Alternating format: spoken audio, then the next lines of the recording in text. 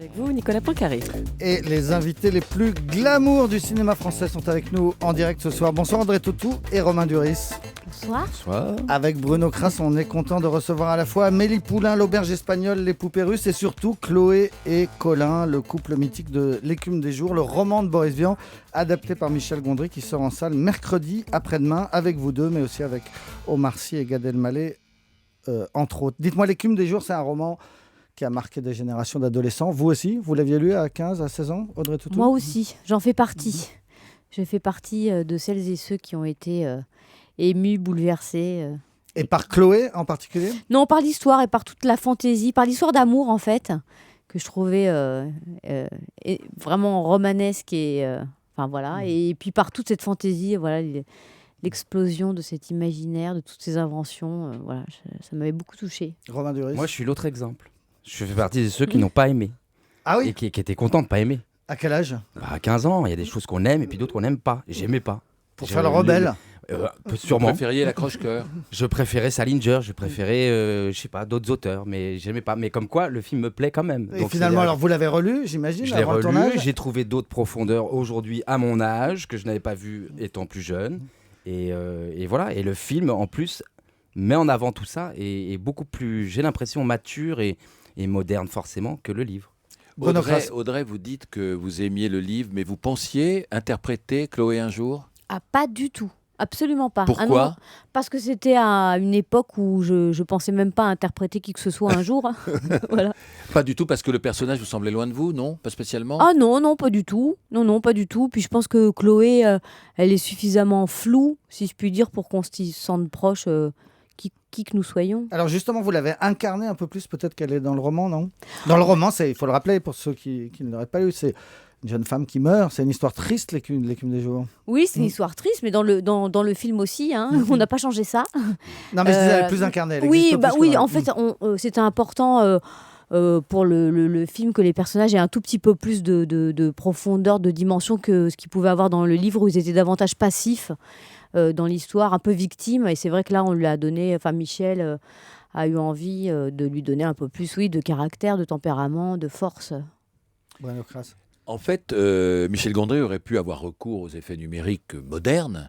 Et il a voulu, c'est tout à fait son univers visuel, ça lui correspond bien, faire des effets spéciaux un peu à l'ancienne. Il y a un côté bricolage dans le film. Et comme il a toujours plein d'idées, j'imagine, et là ne soyez pas langue de bois, que c'était pas forcément facile pour les acteurs d'essayer d'abord se mettre dans la peau de ces personnages poético-surréalistes, là, pianoctels, etc., de Boris Vian. Il faut pouvoir composer ces personnages, il faut pouvoir s'accrocher à quelque chose qui n'est pas évident. Et la deuxième chose, c'est sur le plateau, comment ça se passait avec les inventions folles de Michel Gondry. Romain. Oui, c'était un laboratoire d'idées, de construction, de trucs qui se cassent la gueule, qui sont pas prévus. Et donc nous, on joue avec et c'est pas mauvais en tant que comédien d'être dans un état comme ça d'alerte et de choper les choses, comme quand on joue comme ça avec des animaux, par exemple, où on sait pas trop quand ça va jaillir, à quel moment, et ça change tout le temps.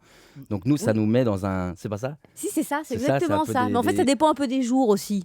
Ça Il y avait dépendait des un peu jours, il y avait des C'est-à-dire que, jours, voilà, et puis il y avait avait d'autres jours. Voilà, où les installations étaient plus compliquées que d'autres, en effet, donc ça pouvait être assez lourd et en tout cas chaotique, et d'autres où c'était absolument pas le cas. Mais quoi qu'il en soit, d'être dans ce décor avec tous ces accessoires, avec toute cette fantaisie sous les yeux, ça ne pouvait que nous aider, nous servir. Ça aurait été beaucoup plus difficile, pénible et vraiment sans intérêt, enfin, de jouer devant un fond bleu et de parler un bout de scotch, quoi. Donc, Mais vous avez été sincère, vous avez dit, ça m'a frappé. Moi, j'avais préparé mon rôle. Bien, Ah oui. parce que moi j'aime bien préparer les choses, qu'elles soient bien carrées, et en fait vous avez été quand même déstabilisé, vous avez dû faire avec l'évolution du personnage sur le plateau, et vous avez fait autre chose. oui, mais ça, c'est pas tant par rapport à la profusion d'idées et d'inventions, c'est plus par rapport à la façon que Michel Gondry a travaillé, qui est complètement... qui semble être un bordel comme ça, sans nom, alors qu'en fait, il sait très bien ce qu'il veut, mais il nous met dans un état où, si vous voulez, on peut plus avoir conscience de la caméra. Il n'y a pas de prise, on ne change pas de plan comme ça de manière traditionnelle. On est sans cesse en train de tourner, on ne sait pas Il la coupe caméra jamais. filme, il ne coupe jamais. Et c'est vrai que moi qui ai tendance à bien préciser, maîtriser les choses, là pour le coup, je me suis rendu compte assez rapidement que c'était peine perdue. Donc c'est vrai que toutes mes petites idées, je les ai complètement oubliées. Et je pense que entre la façon dont je joue Chloé au début du tournage et la façon dont j'étais à la fin, je crois que c'était deux personnages différents. Ça ne se voit pas trop, je crois, rassurez-moi. Mais bon. Pas du tout. Chloé et Colin sont des personnages oniriques, quoi, qui vivent dans leurs rêves. Et vous deux, vous avez joué dans plein de films où on vous fait jouer, je pense à Amélie Poulain, je pense à Populaire. À chaque fois, vous êtes dans vos rêves. Vous me regardez comme si je venais de dire une absurdité. C'est-à-dire que vous pensez qu'on joue des personnages qui sont dans leurs rêves? Ouais. Pas forcément. Moi, je recherche vachement le concret dans mes personnages, mais peut-être si vous pensez ça. Non, mais qui font rêver en tout cas. Ah, qui font rêver. Ouais. Ah bah oui, qui font rêver, tant mieux. Je On dirais, l'espère. Non mais Des personnages c'est clair. romanesques. Ouais, bah Toujours. ça dépend quoi. Il y a des personnages qui sont très en rapport avec la rue et les choses pas faciles, puis d'autres où il y a de la poésie. Tant mieux, mais c'est Voilà, c'était ça le mot que j'aurais dû employer, la poésie. Alors, non, ce Oui, sont des oui, personnages c'est ça. extrêmement poétiques. Oui, bah, en tout cas, c'est Ces deux-là, et souvent dans votre carrière.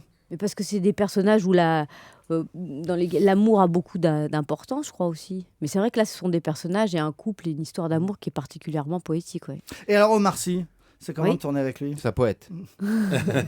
C'est un poète homme politique. C'est fou le nombre de gens qui l'ont.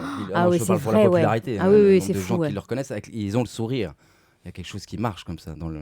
Il est d'une générosité extraordinaire. C'est vrai que c'était au moment de sa. je sais L'Intouchable. pas, oui. Et c'était très, très impressionnant.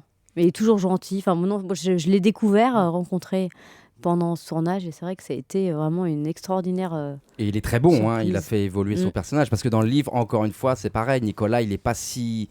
Omar, il a apporté une dimension humaine où d'un coup, vis-à-vis de mon personnage, Colin, il va devenir presque un guide spirituel. Parfois, il lui montre des voies.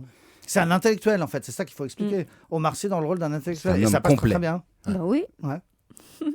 Quand on vous voit tous les deux, on ne peut pas ne pas s'empêcher de penser à Cédric Clapiche, parce que vous êtes un couple mythique. L'auberge espagnole, les poupées russes. Vous avez fini de tourner il y a 4 mois, Casse-tête chinois. Et plus tard, ça continue. Ça doit être extraordinaire qu'un cinéaste vous suive comme ça pendant 15 ans, vous voit vieillir, évoluer, changer, Romain Duris. Ouais, c'est une chance. Ce qui est fou, c'est que ça marche. Et je viens de voir le résultat du film Le Casse-tête chinois. Et c'est vrai que c'est dingue quand j'en sors. Je me dis, j'ai l'impression que les personnages ont vécu, mais pas avec moi. Ni avec toi, j'ai l'impression, Audrey, mais quelque part, Mhm. entre les films. Tu vois ce que je veux Les dire? personnages Oui. ont continué C'est pas leur si vie. poétique ce que je viens de Mais dire. moi, j'ai pas vu le film, donc je. Ah bah voilà, Qu'est-ce non que mais tu on veux a vraiment l'impression que, mais non, mais qu'ils ont continué à vivre. Oui. qu'ils C'est leur- l'idée. C'est Ça a l'idée. marché, Bah, c'est je ce le que tu découvre. veux sont dire. devenus Je autre Ah. chose. je me le prends. Qu'ils ont changé entre Ils ont l'avant-dernier. changé, Ouais. ils ont évolué et je les trouve vivants. Ouais. Mais beaucoup plus que sur 1h30. Je les trouve vivants. Quand je vois le film d'une Ah heure et oui, demie, j'ai l'impression d'accord. qu'ils ont vécu. Là, pendant 10 ans, quoi. Je vois 10 années. Mm. Xavier s'est calmé?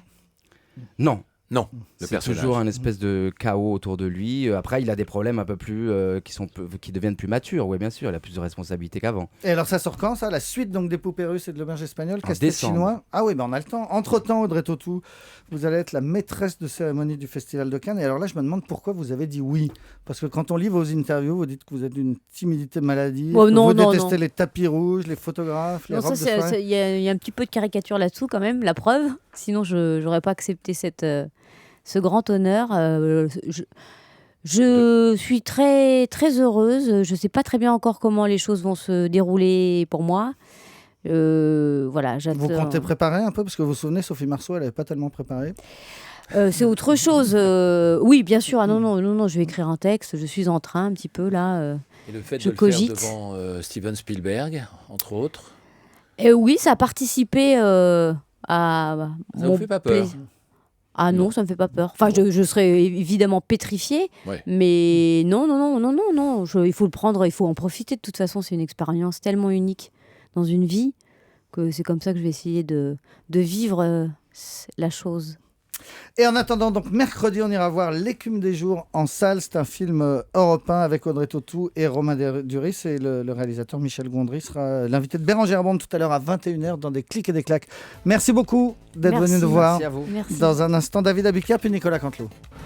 18h, 20h, Nicolas Poincaré sur Europe 1.